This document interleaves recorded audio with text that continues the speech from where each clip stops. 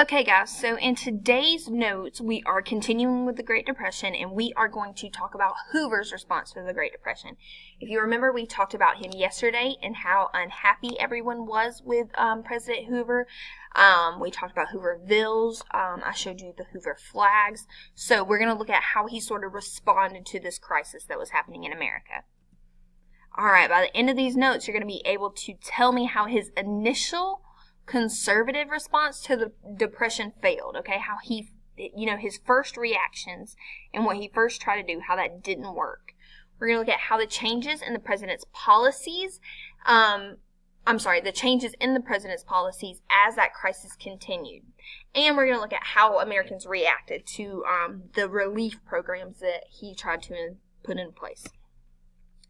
Okay, so our important terms and people. Localism, that's a policy whereby problems are best solved at the state and local level and not by the federal government, okay? So again, that's a policy where people believe that, this should be handled really at the state and local level, okay? It's too different from one state to the next. Leave it to the states, not the federal government, not the president, not Congress. Reconstruction Finance Corporation, that was created in 1932 to lend cash to investors in order to stimulate the economy or help it sort of grow again. The trickle-down economics, that is an economic theory that believe that if you lend money to the large banks and corporations, those people at the sort of top of the social or business ladder, then they would in turn invest that money that they were given into smaller businesses. And by investing in smaller businesses, opening new smaller businesses, you would hire more workers in turn. So they believe that if you put the money at the top of the pyramid, it would sort of trickle down to those people at the bottom, right? Those workers, those laborers, those ordinary everyday people. The Hoover Dam was a huge public works project on the Colorado River that provided jobs, water for irrigation for a lot of the West, and power. The Bonus Army was a group of World War I veterans who marched on Washington, D.C. in 1932 to demand early payment of a bonus that was promised to them by Congress.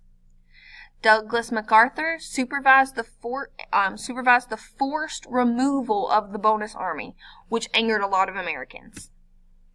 Okay, so one of our essential questions: why did Herbert Hoover's policies fail to solve the crisis? In theory, obviously he thought they would have worked, which is otherwise he wouldn't have put them into place. But why? We're going to look at why they failed, why it was a bad idea. As the Great Depression spread misery across America, Herbert Hoover struggled unsuccessfully to respond to the problems. As a result of that failed response, in 1932, Americans would turn to a new leader and increase government intervention to stop the Depression. Herbert Hoover did not cause the Great Depression specifically, but Americans looked to him to solve the crisis. Okay, they knew he was not the only reason, the Great Depression happened, but as the leader of the country and the head of state, many people felt it was his job to institute policies and bring about change that would solve it. He tried a number of different approaches, but in the end, he failed to discover just the right formula for stopping it. At the start of the economic downturn, Hoover took a hands-off approach. If you remember our term from 2 units ago, laissez-faire, that means to let alone. So that's sort of the approach that he took. He just said, let it be. It'll fix itself, okay? Like most economists of the day, he believed that the up and down swings in the economy, that roller coaster ride that we looked at the other day, were a natural part of the business cycle, okay? He thought that the Great Depression, or what we now know as the Great Depression, was just that low, right? It was just that low bottom level in the roller coaster. It was thought that strong businesses would weather the storms without the support of the government, okay? He thought that those big banks and big corporations, that they could deal with it, okay? They could put up with it through this downturn, this bust, without the help of the government. However, eventually he recognized that he had to do something, and he asked businesses to keep wages, employment, and prices at current levels. We talked about yesterday that a lot of wages were cut, a lot of hours were cut. So in turn, instead of doing so, he is now saying, okay, wait, stop what you're doing. He called for tax cuts, lower interest rates, and public works. Tax cuts, we know what that is. Instead of paying 10%, maybe you're going to pay 8%. A lower interest rate, that's that money owed on things. So remember, like when you take a mortgage out, like we talked about with the farm equipment yesterday, maybe instead of 10%, it's going to be 5%. And public works is literally, like it sounds, putting the public to work. And he also asked the wealthy to donate more money to charity. He said, okay, if you're doing good, it's time for you to sort of step up and help those around you. But volunteerism failed, right? Volunteerism is that idea of asking people to do it out of the goodness of their heart, right? He didn't institute any policies that made people do any of those things we just talked about. But rather, he just sort of called upon them to look into their hearts and do the right thing and not cut taxes and to donate more of their money if they were wealthy.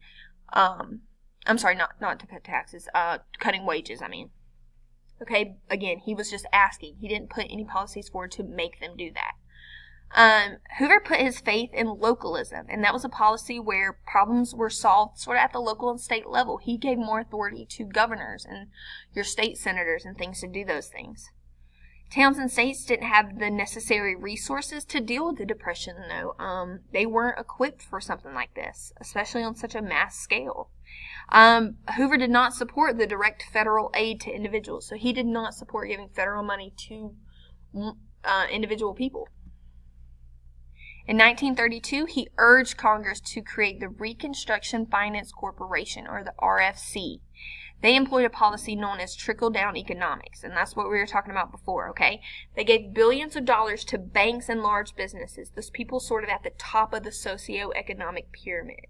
And the idea was that they would lend that money, they would invest it, sort of buy up those smaller, like mom-and-pop stores that were struggling, and sort of flip them, right? And by doing so, they would need to hire more workers. However, that entire theory failed. The concept of putting money at the top and it trickling down to those people at the bottom, those everyday workers, that did not work because the businesses did not hire more workers. A lot of times in trickle-down economics, we actually see that those people at the top, those big business owners and banks, they tend to keep that money and invest it into savings accounts and those sorts of things. They actually don't frivolously spend it. One policy that did succeed, however, was the construction of the Boulder Dam, which was later renamed the Hoover Dam, across the Colorado River. It was started in 1930, and that dam was going to provide power for more than 1 million people and irrigation for farmland, right? It was going to move some of that water from the river into these farmland areas to sort of make it easier to grow crops. But it also brought needed jobs to the Southwest, okay? Somebody has to build this dam. You have to hire people to do that. And if we look at the chart to the left, we see the energy usage by the Hoover Dam. Guys, even though the Hoover Dam is not in California, you see that California is overwhelmingly benefiting the most, right? Arizona is also benefiting a little, and so is Nevada, but overwhelmingly, it's the neighboring state of California who is using or benefiting the most from this Hoover Dam. Many grew disillusioned during the Great Depression, or they didn't have an accurate perception of the way things were. Some blamed Hoover, but some blamed capitalism, right? Those big business guys at the top. Remember capitalists. When you think capitalists, think Carnegie, Vanderbilt, Rockefeller. Some were World War I veterans who wanted a bonus that was promised to them. Some of those people that were disillusioned and blaming others. In 1932, those veterans formed the Bonus Army, and they marched on Washington. In the summer of 1932, almost 20,000 veterans set up camps and occupied vacant buildings. In July, the police tried to evict them, and riots erupted. So again, guys, this Bonus Army were military veterans from World War I who were promised a sort of bonus payout for serving in the Army. It was promised to them. They wanted it early because they were poor. They weren't doing well. They said, we need this money now. We can't afford to wait. We're losing our homes. We can't feed our families. And so they decided to march in order to sort of take a stand to make sure they could get it then. It wasn't working, however, and again, like we see, the riots are erupting. The police are trying to remove them. Hoover ordered General Douglas MacArthur to remove those veterans. He used tear gas, cavalry, tanks, and troops with bayonets. Press photos of American troops using excessive force angered the American public. Guys, there are literally pictures of current soldiers using excessive force, things like tear gas and, tanks on former veterans that had fought in what people had called the Great War, and that enraged the public. The eviction of the Bonus Army doomed Hoover's bid for re-election. That really left a nasty image tied to his name. Americans, by this point, were ready for new leadership and a greater role for the government in solving the problems. They, in times of crisis, people really look to the national government for a response, right? You sort of look to your leader to tell you what to do. And as the American president, he is sort of the ultimate leader that people are looking to at this time.